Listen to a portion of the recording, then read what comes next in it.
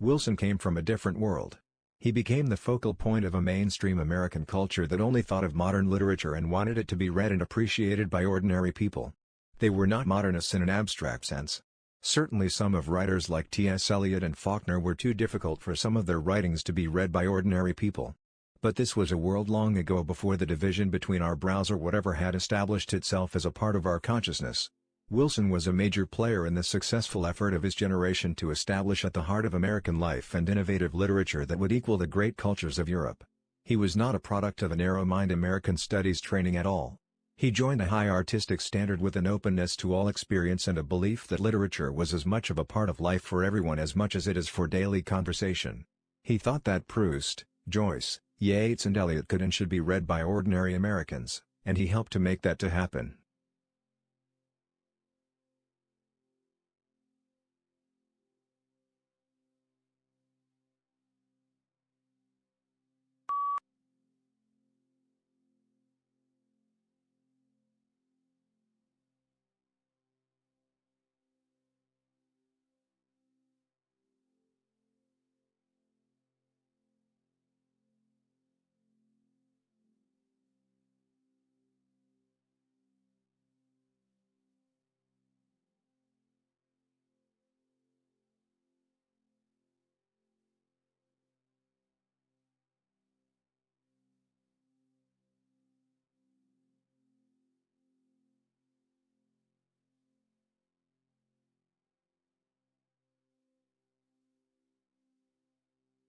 With over 40 years unrivaled experience and a worldwide reputation, BSI leads the way in testing and certification of fire safety products.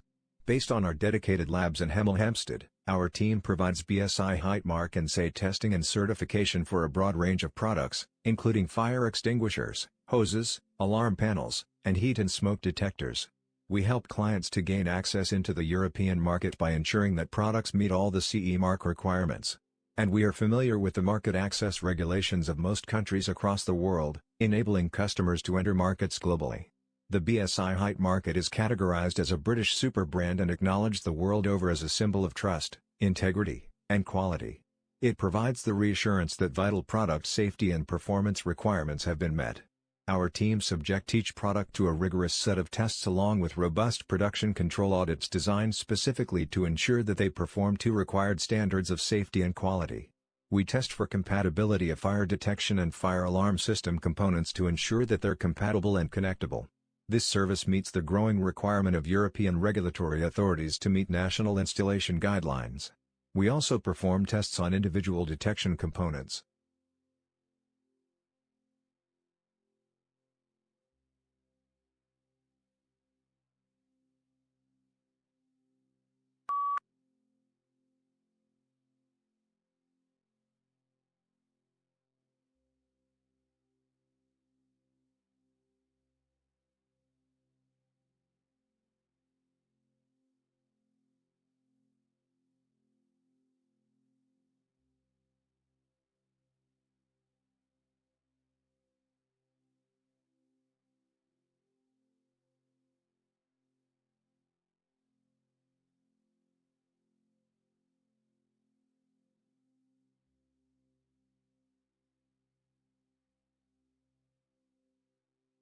Marshmallow test. A 4 to 6-year-old child sits alone in a room at a table facing a marshmallow on a plate. The child is told, if you don't eat this treat for 15 minutes you can have both it and a second one. Kids on average wait for 5 or 6 minutes before eating the marshmallow. The longer a child can resist the treat has been correlated with higher general competency later in life. Now a study shows that ability to resist temptation isn't strictly innate, it also highly influenced by environment. Researchers gave 5-year-old used crayons and one sticker to decorate a sheet of paper. One group was promised a new set of art supplies for the project but then never received it. But the other group did receive new crayons and better stickers. Then both groups were given the marshmallow test. The children who had been lied to waited for a mean time of 3 minutes before eating the marshmallow. The group that got their promised materials resisted an average of 12 minutes. Thus, the researchers note that experience factors into a child's ability to delay gratification. When previous promises have been hollow, why believe the next one?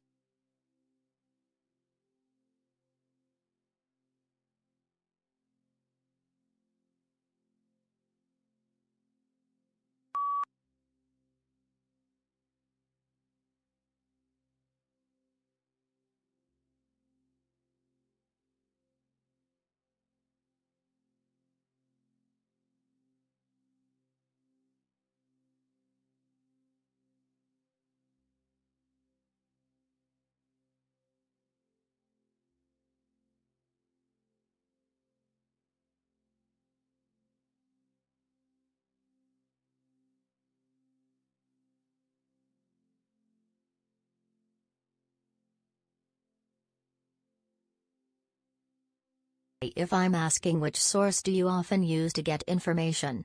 Newspaper? Radio? TV? And the survey shows 62% of the people chose internet. You might be thinking I am going to say how important the internet is, or how quickly it has changed the world for a few years. But what if I tell you this survey is conducted on the website globalandmail.com? Our answer will be different. Because the people who did this survey on a website must be frequent users of internet. This sample is a biased sample. So we have to pay attention to how a survey is conducted.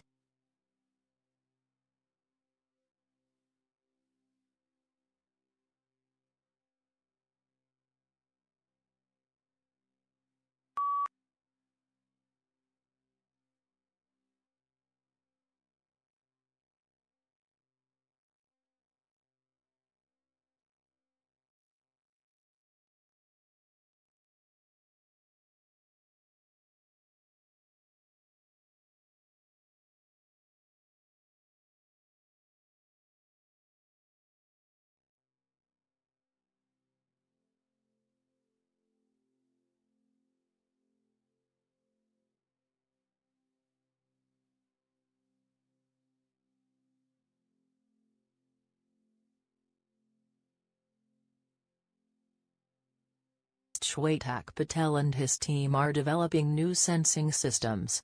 The initial focus was really around energy and water monitoring. They built a new generation of smart sensors that monitor electronic interference on a home's power line or water pressure changes in the plumbing. Most of this technology has already found industrial applications, and Patel and his team turned their attention to adapting the technology for personal health monitoring. So how do we take this noise and make it into a signal? Interest was hard to us in the core of what we did for many years, and we're taking that work and applying it to other domains. They're looking to take advantage of all the functionality built in our smartphones. With the user's permission, this app can use the microphone built into most smartphones to listen to background noises, such as coughing, searching for patterns that suggest a trip to the doctor might be in order. We've constructed these models that try and understand how sound works, what its patterns are, and we give it a whole bunch of examples of different kinds of audio, things like people talking, things like people laughing, sneezing, and of course coughing. This app uses a phone's camera to check hemoglobin levels in blood by analyzing the color of capillary fluid through the skin. Generally, what happens is if you're anemic, your bloods may be a little less red, and we take advantage of that by putting your finger over a camera of a phone. The camera of the phone can actually see the coloration of the blood. And this test uses the camera to tell parents worried about jaundice in newborn infants. Now, jaundice is something that doctors who have seen tons of babies. He just can figure out on a very basic level of it. Is this baby, do they need to get treatment, or are they in a good condition? While the first-time parent has no idea necessarily what jaundice might look like. The researchers say the built-in sensors found in smartphones are already commonplace, but their applications and their implications for our health and well-being may be more far-reaching than we ever imagined.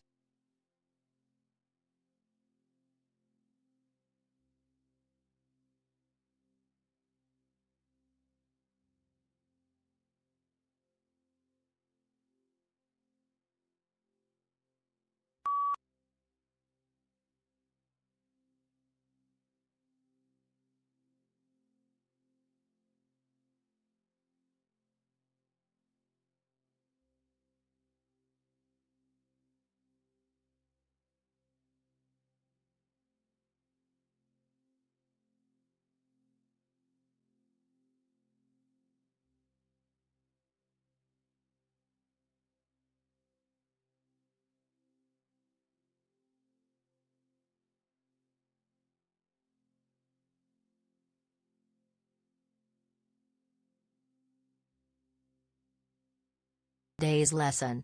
We're continuing with our study of taxonomy. Taxonomy is how scientists classify organisms into different groups based on the characteristics that they share. So, for instance, a good way to think about taxonomy is the U.S. Postal Service. If we want to send a letter to someone, we first start off by addressing it to the nation they are in.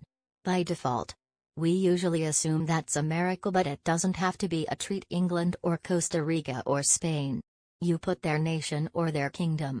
Then within that kingdom, you address it to a slightly more specific level, their states. So, for instance, South Carolina would be the same as a phylum. And within that state, you would address it to their city and then to their street number, the street they live on. Then you would address it to, say, their apartment complex, and within that complex, you'd address it by their last name to their family, and then finally their first name to the specific person you want to get it to. And in that way we're able to weed out all the 400 million people we don't want to send our letter to in America and pinpoint the exact person we want the letter to reach. And in the same way, scientists use a taxonomy chart to pinpoint a living creature and organism and how it relates to everything else in the world.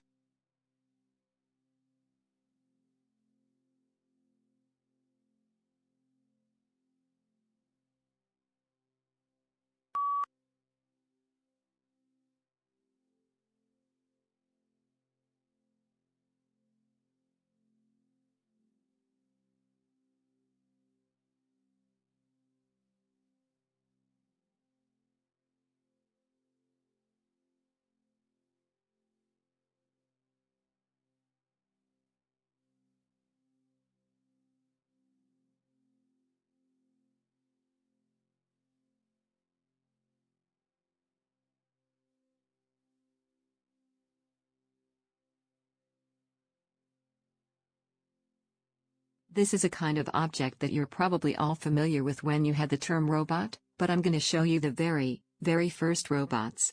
They were characters in a play in the 1920s called Rossum's Universal Robots, and the play was written by Czech writer called Karl Čapek. And basically, these robots, people tend to think of robots as kind of cute cuddly toys or, Hollywood depictions kind of devoid of politics. But the first robots were actually created and imagined in a time of absolute political turmoil. You just had the First World War, it finished, had a devastating impact across Europe, and so people are kind of reflecting on what does it mean to be human, what makes us human, those kinds of question. And this kind of context is what inspired Čapek to kind of write this play. And interestingly, these robots being human, they are actually in the play assembled on a production line, a bit like the Ford manufacturing production line. So even though they are human, they are assembled, and these robots are designed to labor, and that is their primary purpose in society.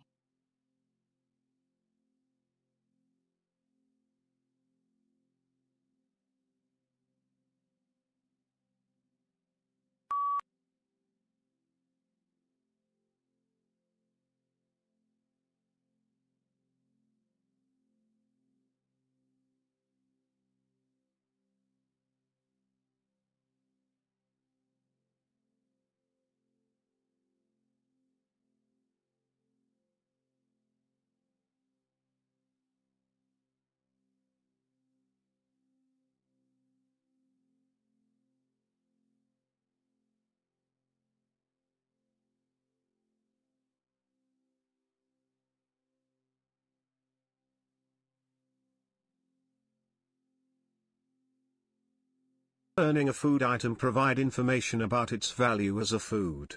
The nutritional value of food can be measured on many different scales. The most basic measurement scale is the free energy content of the food. In other words, how much energy is released when chemical bonds within the food are broken. The energy content of food is measured in calories, the amount of kinetic energy required to raise the temperature of 1 ml of water, 1 degree. Food is burned under controlled conditions, breaking chemical bonds and releasing free energy. The burning is chemically similar to the breakdown of food in cellular respiration, although the process occurs much more quickly and in a less controlled fashion during ignition. Calorimeter can measure the energy in food, but cannot measure the digested energy of what we have.